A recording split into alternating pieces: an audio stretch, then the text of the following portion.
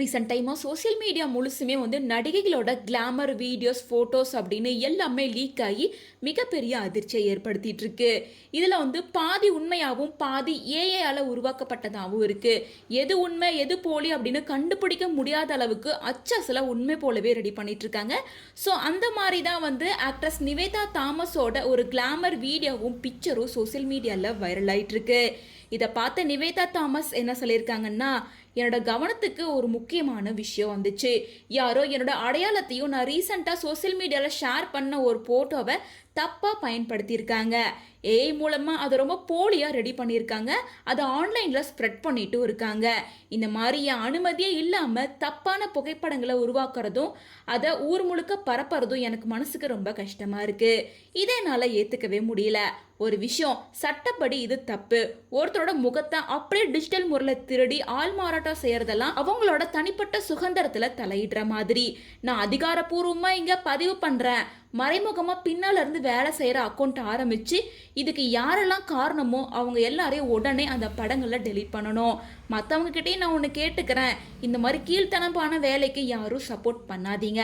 தயவு செஞ்சு அந்த புகைப்படங்களை டெலீட் பண்ணுங்க, அதை ஷேர் பண்ணாதீங்க, அதுக்கு ஆதரவும் செய்யாதீங்க. இந்த மாதிரி புகைப்படங்களை தொடர்ந்து பரப்பினா அதை நான் சும்மா விட மாட்டேன். கண்டிப்பாக சட்ட ரீதியான நடவடிக்கை நான் எடுப்பேன் அப்படின்னு ரொம்ப கோபமாக இந்த போஸ்டை ஷேர் பண்ணியிருக்காங்க. இதே மாதிரி இதுக்கு முன்னாடி ஸ்ரீலீலாவுக்கும் இந்த பிரச்சனை நடந்திருக்கு.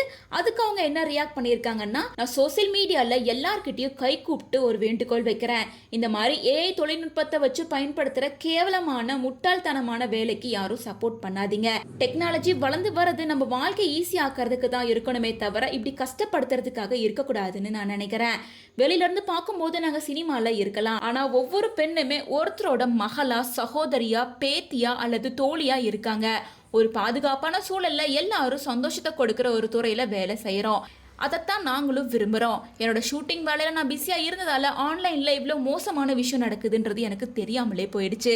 எனக்கு தெரிஞ்சவங்க இதை சொன்னதுக்கு அப்புறமா தான் எனக்கு தெரிய வந்துச்சு. நான் எப்போவுமே எல்லாத்தையும் சாதாரணமாக எடுத்துக்கிட்டு இந்த உலகத்தில் இருக்க பொண்ணு தான். ஆனால் இந்த தடவை நடந்தது என்னோட மனசை ரொம்ப பாதிச்சிருக்கு. என்ன மாதிரி மற்ற நடிகைகளுக்கும் இதே நிலைமை அப்படின்றத என்னால் ஏற்றுக்கவே முடியல, அதை பார்க்கவும் முடியல. அதனால் அவங்க எல்லார் சார்பாகவும் நான் இதை கேட்குறேன். நீங்கள் எங்களுக்கு துணையாக இருப்பீங்கன்னு நம்புகிறேன். இனிமேல் அதிகாரிகள் இதை சட்டப்படி கவனிச்சுப்பாங்க அப்படின்னு சொல்லிட்டு அவங்களுமே இந்த போஸ்ட்டை கொஞ்சம் நேரத்துக்கு முன்னாடி தான் ஷேர் பண்ணியிருக்காங்க.